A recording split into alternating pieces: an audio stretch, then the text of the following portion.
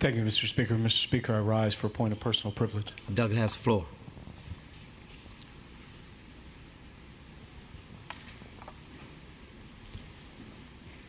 Mr. Speaker,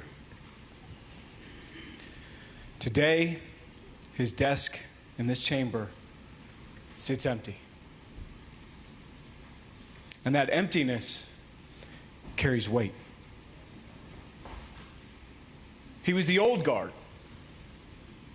the grizzled lion, the kind of man whose respect was earned and not easily given. So was his loyalty. Barry Knight was cut from a different cloth. A farmer first. A man shaped by hard seasons and long days. He had seen the world evolve, policy trends come and go, watched politics change. But he never lost hold of where he came from. The hard days of his youth, the discipline of the work before dawn, the understanding that nothing worth building comes easy. That life, lived hard and lived well, became a steady hand for this Commonwealth. He produced food before he produced budgets. He understood stewardship long before he chaired appropriations.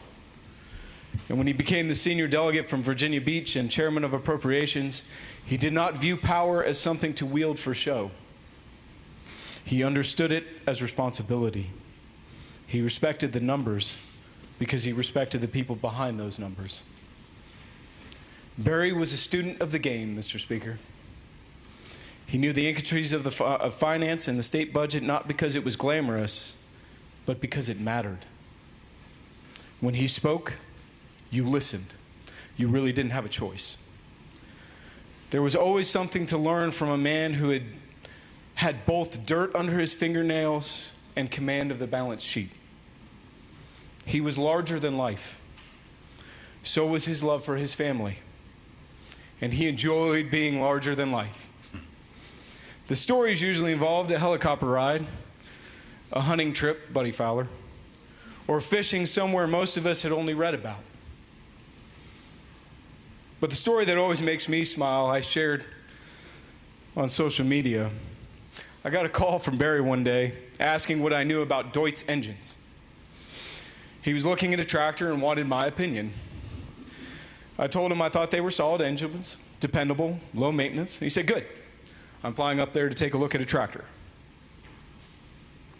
And sure enough, later that week, Barry flew his helicopter from Virginia Beach to Front Royal, landed nearby, and went over to the Rural King to look at a tractor, which he promptly bought.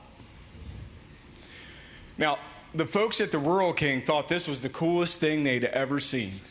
The manager was like, Mike, we're on the map, because he flew up in a helicopter to buy a tractor. But that was Barry, a man who worked hard, a man who carried enormous responsibility, a man who believed that when life is tough, you ought to have a little fun too. He understood power and the responsibility to wield it.